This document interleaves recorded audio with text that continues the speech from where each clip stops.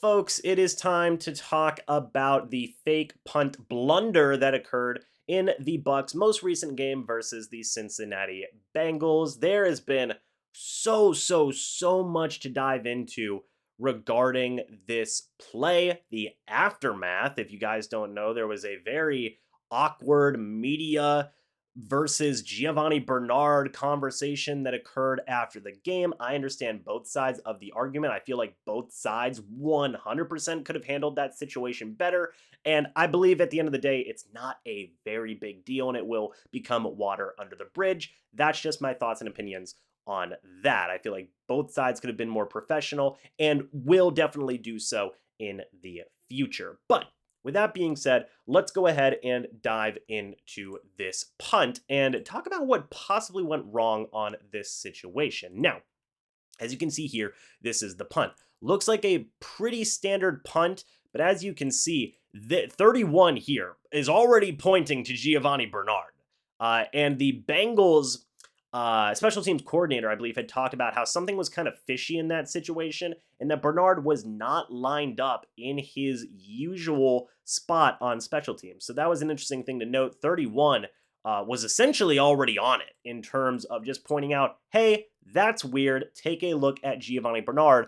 What is happening? But of course, everybody knows the play that happened. This is a fantastic angle of it, by the way. 31 is fantastic special teams guy here for the Bengals. Points it out right away. And he might have been told by the special teams coordinator, look at Giovanni Bernard. Point him out to your unit. And that's exactly what 31 did there. That's a great heads up play by 31 to relay that information to the rest of his special teams unit. Great play there by number 31. Points it out very clearly.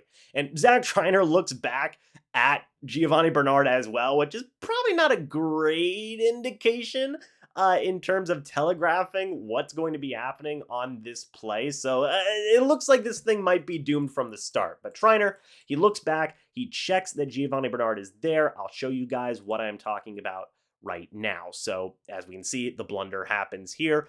Boo, not fun. You hate to see it. But right here, 31 points it out. You take a look. You have Zach Schreiner already taken a look at where Bernard is. Basically right out of the corner of his eye. So Triner, he's getting ready. Camarda probably could have done a better job. I mean, I don't know if he's supposed, I don't know the rules of punters, but I don't know if you're supposed to line directly behind the long snapper, but maybe it would have helped sell the idea of a legitimate punt in this situation. I don't know. I do not know. But you take a look, Giovanni Bernard, he's just kind of looking straight ahead in this situation, right? He's looking essentially at number 25, just straight ahead in this situation. Triner gets the snap. Bernard he does not get his hands up in time. And also the snap, as I guess I should say, is right up next to his helmet, right up on his shoulder blade. Bernard is headsy enough to turn around, recognizes the ball is on the ground, and he does make the play. Still results in a turnover on downs, unfortunately, but I don't know, man. So much just went wrong with this play. I mean, look at the snap here. Just right up on Bernard's shoulder pad. Hits him right on the shoulder pad there. Bernard cannot get it in time, and it resulted in the play that we saw. Now, there have been a lot of speculatory things that occurred on that play. Todd Bowles said that Bernard knew. There's been some speculation that Bernard did not know it was going to be a fake punt. I don't necessarily know if that is 100% true because, I mean, he had his hands up like he was going to, he was going to get the football. So I think Bernard did know. It was just a little bit of a timing issue. That's kind of where maybe there was some miscommunication, and it wasn't a great snap from the long snapper, not to throw a ton of shade at Zach Triner, but I mean, if you're going to run a fake punt, at least hit the guy square in the chest. That was up at his shoulder blade. That's right next to his helmet. That's going to be tough for any player to catch, be it a skill position player, a quarterback, a punter, whatever it may be. It wasn't a great snap. It wasn't necessarily just a great play from the start. I mean, the Bengals looked like they were ready for it, hook, line, and sinker. You had 31 on the Bengals special team who was pointing out, hey, Bernard is out in a really weird formation. in terms of where he normally is on special teams. You have Camarda, who's a little bit off, which, again, I don't know the rules of special teams. I could be flat wrong on this, and if I am, hey, let me know.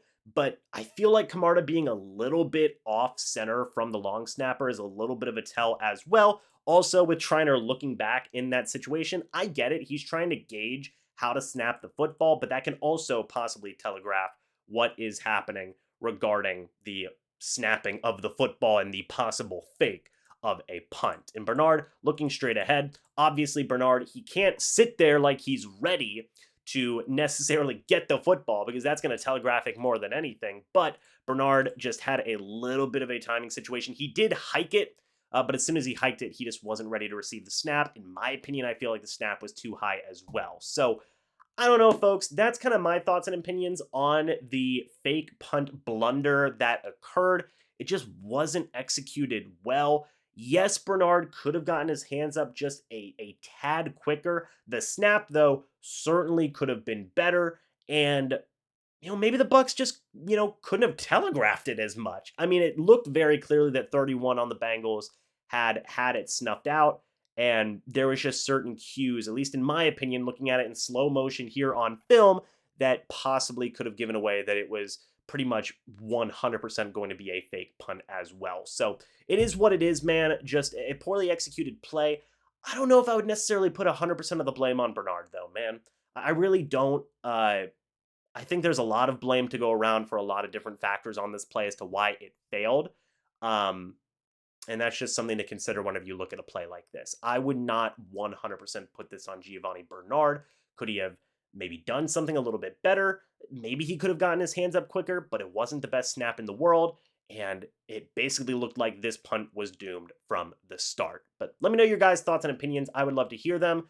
What do you think now that you've seen this play in slow motion? Do you think this was on Giovanni Bernard? Do you think it was possibly on Zach Triner? Just really the execution of the play in general, Keith Armstrong? I mean, give me your guys' thoughts and opinions. I think that, you know, I hope that people really don't harp on Bernard too much from this play now that they've seen a little bit more of what actually went on with this play, as well as what possibly coaching was behind it as well in this situation. So let me know your guys' thoughts and opinions. I'd love to hear them. Thank you guys so much for watching this video. Hope y'all enjoyed. And I'll see you all in the next video or the next live stream. But until then, and as always, guys, goodbye for now, and go Bucs.